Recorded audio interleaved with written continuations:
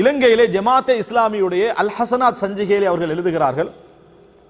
என்ன எழுதுகிறாங்கன்னு சொன்னால், இலங்கை ஜமாஅத்தே இஸ்லாமி ஷியா இசத்தை ஆதரிக்கிறதா?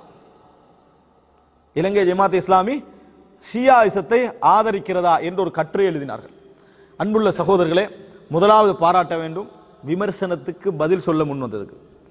விமர்சனத்துக்கு பதில் சொல்ல முன் வந்ததுக்கு. ஏன் சிலருக்கு விமர்சனத்தை எதிர்கொள்ற தைரியமே இல்லை. அவங்க சும்மா கத்திக்கின்றிருப்பாங்க, நம்மளுக்கு எவ்வளவு வேலை இருக்கு என்னது போய்கின்றிருப்பாங்க. ஆனா அவர்கள் பதில் சொல்ல முன் வந்ததுக்கு முதலாக பாராட்டணும். ஆனால் அந்த கட்டுரைக்கு நாங்களே பதில் சொல்றோம் என்னன்னா, இல்லை, இலங்கை ஜமாத்தே இஸ்லாமி சியாசத்தை ஆதரிக்கவில்லை. அதுக்கு முதல் சாட்சியாளர்கள் நாங்க தான். அவங்க சியாசத்தை வளர்க்க விரும்பவில்லை, அதுக்கு ஆதரிக்கவும் இல்லை நம்ம சொல்றோம். நாங்க என்ன சொல்றோம்னா, நீங்கள் ஷியாசத்துக்கு ஆதரவாளர்கள் இல்லை, ஷியாக்களுக்கு ஆதரவாளர். ரெண்டுக்கும் வித்தியாசம் இருக்குது, ரெண்டுக்கும் வித்தியாசம் இருக்குது. இரண்டாவது, இலங்கை ஜமாத்தே இஸ்லாமின்னு போட்டிருக்க கூடாது, ஜமாத்தே இஸ்லாமின்னு போட்டிருக்கணும். அப்பதான் எங்களுக்கு யூசுப் அல் கர்லாவி, முஹம்மது அல் கஸாலி, ஹசனுல் பன்னா, அது போன்ற யார் யாரெல்லாம் அறிஞர்களாக இருந்தார்களோ அவர்களுடைய கூற்றுக்களை எல்லாம் கொண்டு வந்து என்ன செஞ்சுக்கலாம், நான் எனக்கு பட்டியல் போட்டு என்ன செய்திருக்கலாம், காட்டி இருக்கலாம், என்னென்ன வார்த்தைகள் அவர்கள் சொன்னார்கள், என்னென்ன வசனங்கள் பேசினார்கள், என்னென்ன நடந்தது என்று சொல்லி. அன்புள்ள சகோதரர்களே, இப்படி கட்டுரை எழுதினார்கள். ஆனால் அதாவது இஸ்லாத்தின் அடிப்படையை நோக்கிய தவறான அணுகுமுறைகள் என்ற ஒரு தொடரில் நான் எடுத்து காட்டினேன். 2000கள் அல்லது 90களில் வந்த இலங்கை அல் ஹசனாத் என்ற சஞ்சிகையில் முஹர்ரம் மாதத்தில் ஆசிரியர் கட்டுரை வருது. முஹர்ரம் மாதத்தில் ஆசிரியர் கட்டுரை எப்படி எழுதினாங்க தெரியுமா?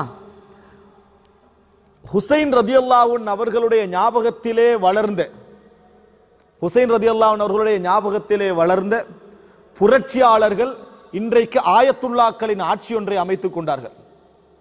ஆயத்துல்லாக்களின் ஆட்சி ஒன்றை அமைத்துக் கொண்டார்கள். மன்னர்களுக்கே அடிமைப்பட்டு பழகிய நம் சமுதாயம் இன்னும் அடிமைப்பட்டே பழகி இருக்கிறது. இந்த வசனம் முஹர்ரம் மாதத்தில் உங்களுக்கு என்ன சொல்லுது? முஹர்ரம் மாதத்தில் இந்த வசனம் உங்களுக்கு என்ன செய்தி சொல்லுது?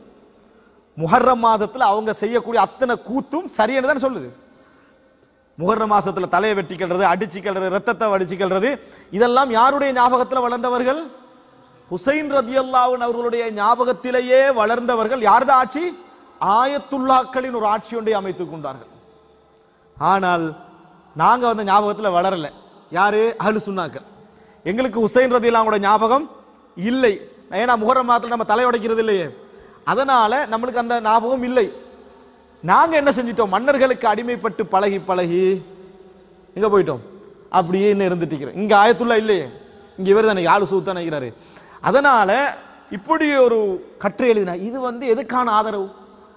இது இன்றைய ஷியாவை ஆதரிக்கிற மாதிரி உங்களுக்கு விளங்கலையா? ஈரானை ஆதரிக்கிற மாதிரி விளங்கலையா? எப்ப ஏன் லேட் ஆகி கட்டுரை எழுதுறீங்க?